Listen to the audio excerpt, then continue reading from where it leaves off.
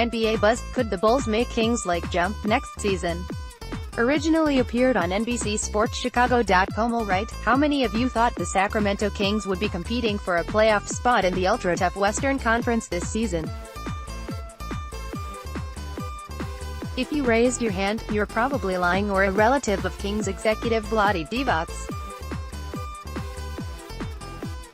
Since the glory days of Vlade, Chris Webber, Bibby and Peja Stojakovic in the early 2000s, the Kings have been the poster child for NBA franchise dysfunction. They've made bad trades, drafted poorly and gone through too many coaching and front office changes to list here. But all of a sudden, a few good moves have the Kings over .500 and knocking on the door for a playoff spot. Divac was criticized by many league observers for not getting enough in the trade of All-Star center DeMarcus Cousins at the All-Star break in 2017. Tyreke Evans and Langston Galloway are long gone, but the Kings acquired sharp-shooting wing Buddy Hield, who's now averaging over 20 points a game, and also picked up 2 draft picks in the deal. The draft has been a sore spot for the Kings over the last decade, with a number of misses on players like Ben McLemore, Nick Stauskas, Thomas Robinson, Skal Labissiere and Georgios Papagiannis, most of them lottery picks. But the Kings hit big on point guard De'Aaron Fox with the 5th pick in the 2017 draft and then jumped in the 2018 lottery to land Marvin Bagley III with the 2nd overall pick. Bagley got off to a slow start in his rookie season, but he just posted a career-high 32-point game against Phoenix last weekend, showing the athleticism and inside scoring touch that had NBA scouts so excited during his one season at Duke. Bagley only figures to get better as he adds strength and improves his shooting range. In addition, center Willie Cauley-Stein has emerged as a solid starter in his 4th season, and trade acquisition Bogdan Bogdanovic is providing instant offense off the bench, averaging just under 15 ppg. The Kings now have 3 dynamic young wing scorers in Fox, Hield and Bogdanovic, and they're also excited about the potential of 20-year-old forward Harry Giles, who's finally healthy again after dealing with injuries to both knees at Duke. Divac has been aggressive in trying to add depth to the roster, picking up a solid backup point guard and Yogi Ferrell and making moves to add veteran Harrison Barnes, Alec Burks and Corey Brewer in the past week. The Kings are locked in a tight battle with the Clippers, Lakers and Spurs for the final playoff spots in the West right now, but whether they make the postseason field or not, Divac and head coach Dave Yeager have the team on a positive track going forward. So, by now I'm sure you're asking, why should we care about the Sacramento Kings? Well, their breakout season could be a reason for Bulls fans to find a little encouragement in what has been a painful second year of the rebuild. Don't forget, at the start of training camp the Bulls were quietly optimistic they could improve on last season's 27-55 record. Zach LaVine was completely recovered from his ACL surgery, and the front office had just added a pair of first-round picks in Wendell Carter Jr. and Chandler Hutchison. We all know what happened next, as injuries to Lauri Markkanen, Chris Dunn and Bobby Portis led to a poor start, then a coaching change, and finally the realization that this would be another season of playing for draft lottery position. But the foundation of a solid team is still in place, especially after last week's trade that added a quality small forward in Otto Porter Jr. to the Bulls' talent base. As John Paxson mentioned in his post-deadline news conference last week, the Bulls have now identified young starters at 4 positions, with the evaluation process of Chris Dunn still ongoing. Granted, lottery luck will have a big say in how much of a jump the Bulls might be able to make next season. But if they come away with the top prize in Zion Williamson or even add RJ Barrett or Ja Morant, the Bulls will have a promising starting unit. You can expect the front office to use their $19 minus $20 million in cap space this summer to add a veteran point guard like Ricky Rubio, Darren Collison, Derrick Rose or Patrick Beverley, and a good shooting big man to replace Portis. Plus, Denzel Valentine will be back following reconstructive ankle surgery. All of a sudden, the second unit would be much improved, hopefully allowing the Bulls to avoid those nightmare quarters that have led to so many winnable games slipping away this season.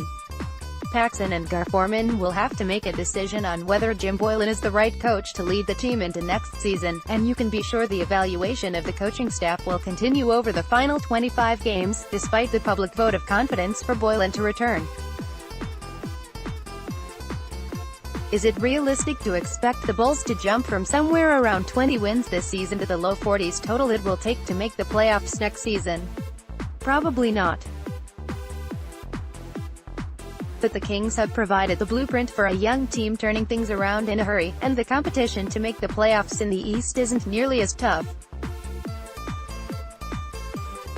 Winning a top 3 pick in the lottery will be the first step in trying to duplicate the Kings' success. Around the association, now that the dust has settled after the NBA trade deadline, it looks like we should have an entertaining battle for Eastern Conference supremacy. 3 of the top 4 contenders improved their rosters, while Boston is still trying to figure out the best way to utilize all the talent Brad Stevens has at his disposal. Milwaukee currently owns the East's best record, and the Bucks should really benefit from adding former Bulls forward Niko Mirotic to their bench. Mirotic has developed into one of the league's best shooting big men. He's currently averaging 16.7 points per game on 45% shooting from the field and 38% from the three-point line. Niko will give the Bucks another shooter to deploy late in close games when opposing teams try to pack the paint against Giannis Antetokounmpo's drives. Toronto made a bold move at the deadline, trading 3 reserves for Memphis big man Marc Gasol. Pau's younger brother isn't moving as well as he used to, but he's an excellent passer and more than capable scorer. The Raptors are also in the process of adding Jeremy Lin via buyout to replace Delon Wright, who went to Memphis in the Gasol deal. A productive second unit has been one of the big reasons for Toronto's success over the past few seasons, and now the Raptors can run out a reserve group of Gasol, Lin, O.J. Anunoby, Norman Powell and Rockford native Fred VanVleet. Meanwhile, the 76ers made the biggest move of all at the deadline, acquiring 21 PPG scorer Tobias Harris from the Clippers, giving Philadelphia a big 4 of Joel Embiid, Ben Simmons, Jimmy Butler and Harris, plus underrated shooting guard J.J. Redick. Former Bulls Rookie of the Year Elton Brand didn't take long to get the hang of being an NBA executive. The first-year GM has already traded for free agents to be Butler and Harris, while also adding Jonathan Simmons, Mike Scott and James Ennis to improve an inexperienced reserve group. Who's going to win the East? It really could be any of the 4 top teams, depending on which team stays healthy and gets hot at playoff time. Right now, I'd give Philadelphia the slightest advantage, but like so many reporters who cover the league, I'm still waiting to see if Boston sorts out all its chemistry issues before the playoffs begin. We could be in store for some classic best-of-7 series when the conference semifinals roll around in early May. Speaking of Elton Brand, kudos to the rookie executive for standing up to Magic Johnson and the Lakers, denying a request for Magic to work with 76ers All-Star Ben Simmons this summer. To be fair, the original request came from the Simmons camp. As a 6 feet 10 inches point guard, Simmons wanted to tap into the experience of the 6 feet 9 inches Johnson about the best ways to play the position at that size without a consistent outside shot. It all sounds good in theory, but given the Lakers' stated mission of adding star talent to the roster and the fact Simmons is represented by LeBron James's agent Rich Paul, the potential for tampering was just too great to ignore. Simmons will be eligible for an extension to his rookie contract this summer, and the last thing the league needs is for another young star to announce he's going to abandon a team that drafted him with hopes of joining a high-profile franchise like the Lakers. The New Orleans Pelicans stood firm against the Lakers' plan to poach Anthony Davis off their roster by turning down numerous trade offers before the deadline, and will seek out the best possible deal as we get closer to the draft. Johnson told reporters the Pelicans didn't handle the trade discussions in good faith, which really came off as sour grapes after LeBron's agent started the whole process by going public with the Davis trade request 2 weeks before the deadline when he knew the Celtics couldn't get involved because of a collective bargaining technicality. Ultimately, Davis still could wind up with the Lakers, but at least now the Pelicans will have the time to sift through all trade offers with the knowledge of which team is holding the top pick in this year's draft. Johnson will continue to pursue all the top free agents in the front-loaded 2019 class, but it appears Magic's vision of creating another super team in LA might not come together as easily as he first believed.